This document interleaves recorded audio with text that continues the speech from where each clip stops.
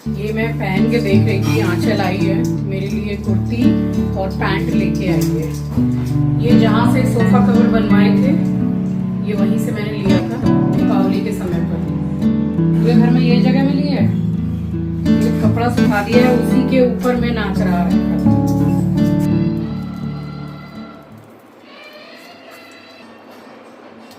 तूने मुझे बुलाया शेरवाले।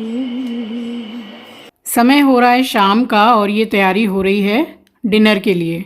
तो ये 200 ग्राम पनीर है जो मैं अपने और आंचल के लिए इस तरह से हल्का सा घी, नमक और हल्दी लगा के सेक लेती हूँ।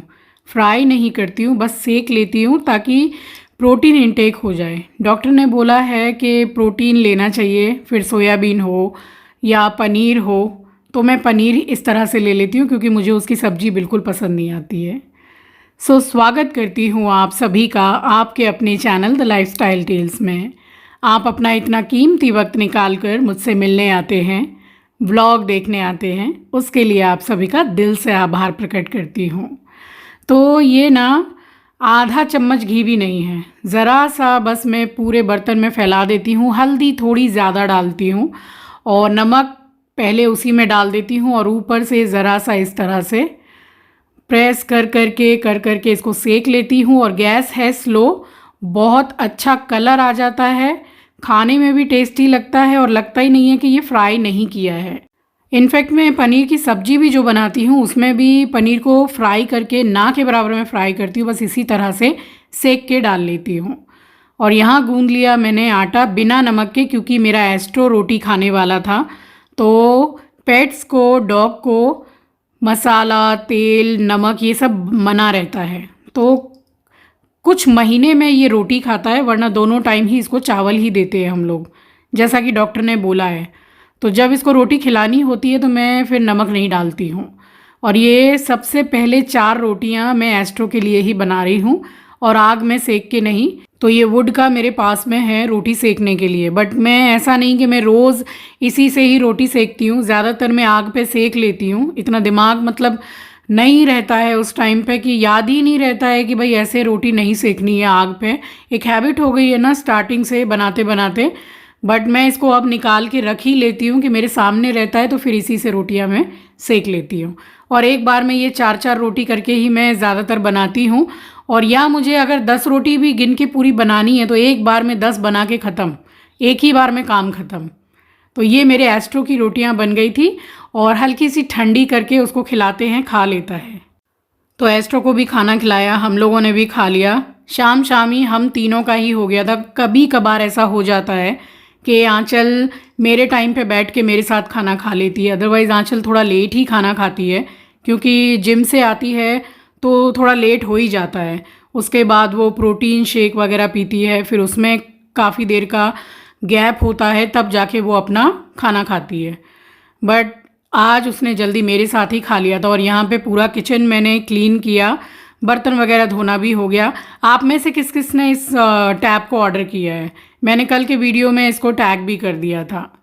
बस उसके बाद में मैंने आपको बताया था कि मेरे पैरों में इतनी ज़्यादा मतलब तकलीफ़ है। पैर की जो कोने वाली 2-3 उंगलियां हैं, बस उससे लेके थोड़े पोर्शन तक मुझे बहुत ज़्यादा दर्द है। इनफैक्ट मुझे चलने में भी थोड़ा दर्द हो रहा है। तो पानी थोड़ा ज़्यादा गर्म था, इसमें थोड़ा सा ठंडा भी मिक्स किया है।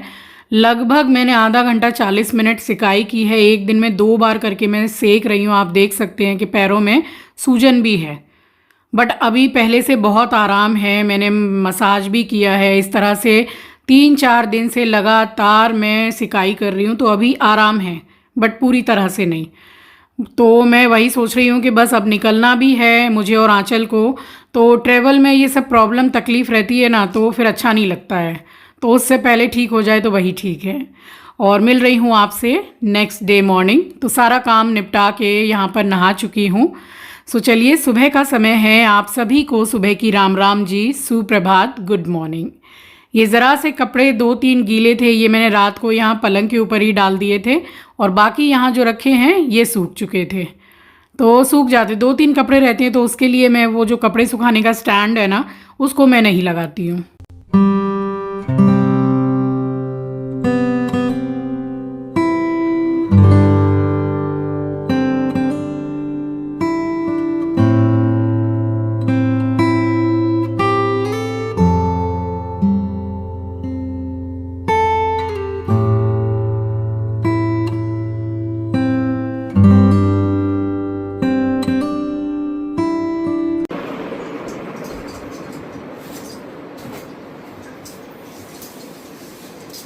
ये मैं पहन के देख रही थी, आंचल आई है तो मेरे लिए कुर्ती और पैंट लेके आई है।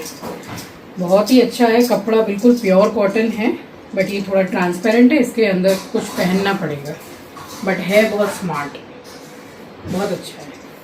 3/4 ये स्लीव है। वहाँ गई थी ना एग्ज़ाम देने, तो एक दिन निकल गई थी कुछ खरीदने, तो ये लिया है उसने। ये वाली कुर्ती है और इसके साथ ये वाली पैंट ली है, बहुत स्मार्ट है।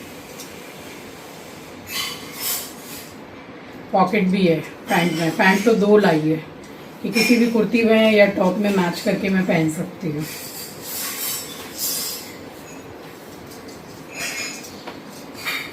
देखिए वाइट है, इसमें भी पॉकेट है, दोनों तरफ पॉकेट है।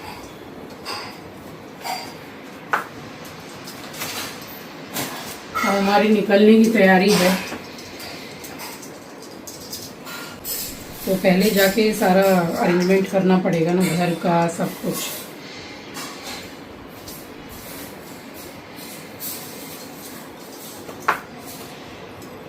क्या पूरे घर में यही जगह मिली है? एक कपड़ा सुखा दिया है, उसी के ऊपर में नाच रहा है खाली। आज सैटरडे है, पूरी डीप क्लीनिंग अभी होगी, जा रही हूँ।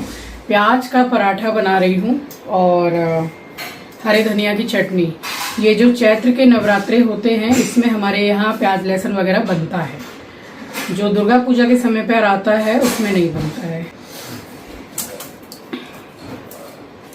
आ जा। तो हाउस हेल्पर के साथ मैं डीप क्लीनिंग स्टार्ट करूं उससे पहले यहाँ खाने की तैयारी कर ली मैंने। तो आंचल ना हर बार हर सैटरडे खिचड़ी खाना पसंद नहीं करती है, बट खिचड़ी मुझे और चिंकी को पसंद आती है। तो उसी ने बोला कि मम्मी प्याज का पराठा बहुत दिन से नहीं खाया है। तो ये जो धनिया की चटनी है, ये कई बार मैंने आपके साथ शेयर की है। इसमें टमाटर, हरी मिर्ची, हरा धनिया और नींबू डाल रही हूँ। बर्फ़ हो तो बर्फ़ डाल लीजिएगा, और अगर आप लहसुन खाते हैं तो 1 या 2 कली लहसुन का डाल लीजिएगा, अदरवाइज़ उसको आप स्किप कर सकते हैं। तो बस इसकी मैंने धनिया की चटनी पीस दी थी, और एक साइड में चाय भी बन रही है, क्योंकि नाश्ता कर लिया था, चाय वगैरह किसी ने पी नहीं थी। तो यहाँ मैंने चारों के लिए ही चाय बनाई है, मम्मी, आंचल और मेरी हाउस हेल्पर और मैं। तो 4 कप चाय मैंने चढ़ा दी थी, और चाय थोड़ी देर पकेगी बस, तब तक मैंने यहाँ पे चटनी पीस ली थी।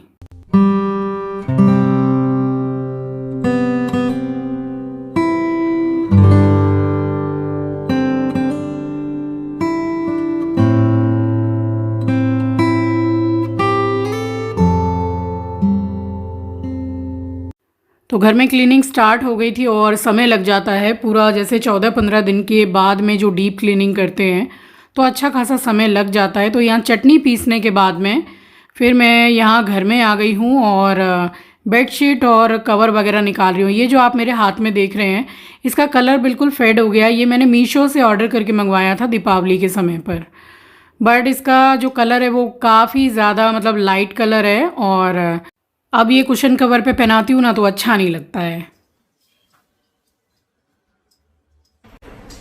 ये जहाँ से सोफ़ा कवर बनवाए थे, ये वहीं से मैंने लिया था दीपावली के समय पर।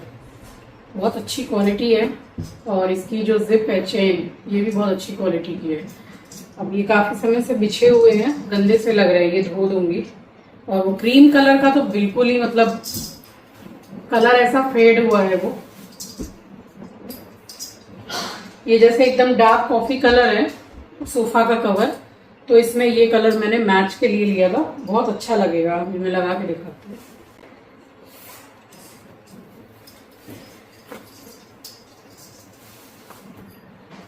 इसको करने के बाद में तब आटा गूंदूंगी प्याज के पराठे के लिए। 2 तरीके से बनाए जाते हैं, एक तो प्याज की पूरी स्टफिंग बना के भर के बेले जाते हैं, एक सब कुछ आटे में ही गूंद के जो बनाते हैं। जो आटे में गूंद के बनाते हैं वो बहुत अच्छे बनते हैं, बस जो मटेरियल है उसको ज़्यादा रखिए, आटा थोड़ा कम। अब जैसे मैंने सोफ़ा पे ये कवर चढ़ाया हुआ है, तो इससे सोफ़ा बहुत बचा हुआ रहता है। जैसे कभी ज़रूरत पड़ती है किसी सामान की कि मुझे सोफ़ा कम बेड के अंदर से सामान निकालना है, तो कवर को हटाना पड़ता है। बट जब मैं कवर हटाती हूँ तो बिल्कुल नया सोफ़ा लगता है, क्योंकि मैंने कवर चढ़ाने से पहले पूरा सोफ़ा साफ़ करवाया था, तो उस वजह से बिल्कुल अच्छा रहता है, बचा हुआ रहता है। बस वहाँ ये सारा काम करने के बाद में मैं आ गई हूँ किचन में। तो आटा है, आटे में मैंने नमक डाला है, प्याज, हरी मिर्ची, हरा धनिया और बस इसमें ज़्यादा कुछ नहीं जाता है। 2 से 3 चम्मच ये पिघला हुआ घी है, डालेंगे तो टेस्ट अच्छा आएगा, थोड़ा खस्ता खस्ता बनता है पराठा। बस इसको मिक्स करके रख लीजिए। बस ये है कि जब आपको बनाना है तभी आप इसको डाल के आटे में गूंद लीजिए, वरना ये रखे रखे थोड़ा जैसे पानी पानी सा होने लगता है, क्योंकि प्याज में भी पानी होता है, नमक डालने से भी पानी छोड़ता है। इसलिए जब खाना हो, टिफ़िन बनाना हो, बस तभी साथ के साथ ही आटा गूंद लीजिए। और गूंद के फ्रिज में तो आटा रखना बिल्कुल भी नहीं चाहिए। अगर आप भी रखते हैं तो ये वाला आटा तो बिल्कुल नहीं चलेगा अगर आपने फ्रिज में भी रखा तो, क्योंकि फिर बेलने में दिक्कत होती है, काफ़ी पानी पानी सा हो जाता है।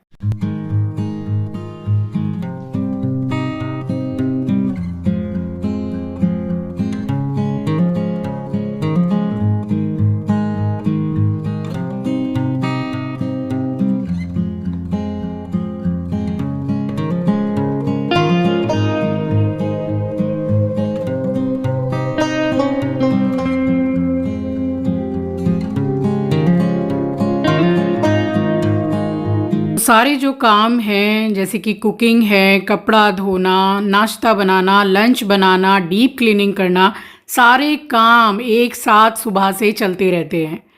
तो सिर्फ मेरे ही घर में नहीं, आपके घर में भी ये होता ही रहता है। बट रोज़ का काम है तो करना तो है ही। और देखिए ये बहुत ही आसानी से आप बेल पाएंगे, बिल्कुल भी दिक्कत नहीं होती है इसको बेलने में। बस बेल लीजिए और सेक लीजिए। और जब घी से सेका जाता है ना तो पूरा किचन धुआं धुआं हो जाता है। इतना धुआं कभी भी ऑयल से सेकने में नहीं होता है। तो बस ये पराठे काफ़ी अच्छे लगते हैं। अगर आप बनाते हैं तो कैसे बनाते हैं शेयर कीजिएगा कमेंट सेक्शन में, और अगर नहीं बनाए हैं तो एक बार ट्राई ज़रूर कीजिएगा। सो इसी के साथ आ गई हूँ इस व्लॉग के एंड पर। मिलूंगी आपसे नेक्स्ट व्लॉग में। नए हैं तो सब्सक्राइब कर लीजिएगा, शेयर करना मत भूलिएगा। तब तक के लिए अपना ख्याल रखिए, अपनों का ख्याल रखिए। Thank you for watching guys, love you, take care, bye bye. ये अच्छे लग रहे हैं। अब आज ये वाले चेंज कर दिए हैं।